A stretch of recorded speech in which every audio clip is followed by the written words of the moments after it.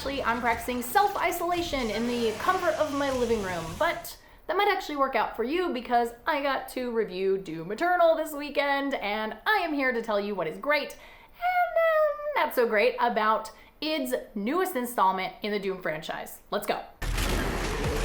Number 1, expansion of locations. So Doom 2016 was amazing. Some would argue a perfect game. I know that's what I think about it, but I think that the locations got a little bit repetitive. That is not the case in Doom Eternal. Even though hell is everywhere, all around you, all the time, you're going to different places, you're seeing different things. I really particularly loved a couple of different locations, including the Fortress of Doom, which is the Doom Slayer's home base, which just so happens to be a giant castle that's gothic, floating in space near our blown up moon. So that is really, really fun, and I also love all of the variety of places you can go.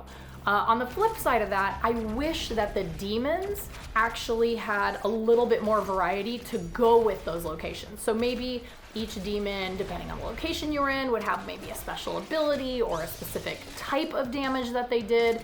But ultimately, it's not the end of the world, at least not for us, because in Doom Eternal, it totally was the end of the world and there are demons everywhere. Overall, really, really cool. Love the expansional locations, A++. Maybe not so much the not expansion of demons. Second thing that's great about Doom Eternal is the expansion of abilities. So Doom 2016 had the double jump, and that was amazing. But Doom Eternal expands on that and adds a dash that you can use either on the ground or in the air, monkey bar swinging, and also climbing. So there are some really awesome spots in each level where you get to sort of breathe and you have to figure out either a platforming or a puzzle challenge. So I thought that was a really great way for them to break up the levels. It didn't feel like combat all the time, which, yes, I know it's Doom and you want to just be shooting demons all over the place, but it was actually really great to be able to just take a breather and do some platforming. You know what I'm saying? Unfortunately, on the worst side of that, some of the platforming and puzzles are really, really tricky to pull off, and that can lead to a little bit of frustration. I am a lifetime platformer gamer. I love platformers. I love tricky puzzles. I love tough jumps. I love all that stuff.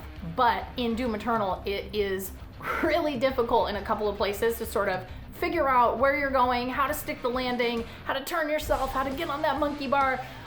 Some of the monkey bars are moving, and that can be really frustrating for somebody who is not great at platforming, and that might be a source of, tension for you as you're playing the game. You just want to get out there and you just want to shoot those demons, you want to rip out their eyeballs, and you got to figure out this puzzle. So that might be a thing that bothers you in Doom Eternal.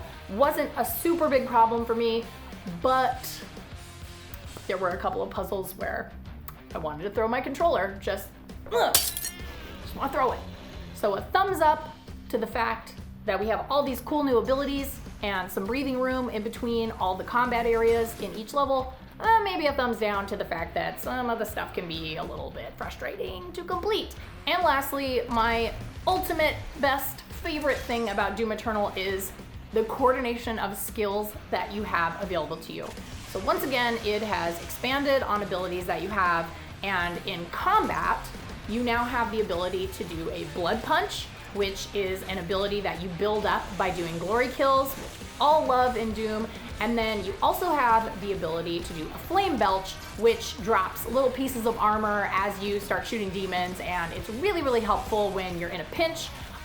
But the best part about those abilities is combining them all together to create a Voltron, if you will, of Doom carnage. And it is so much fun to be able to run into a battle, start firing. All the guns are amazing, by the way.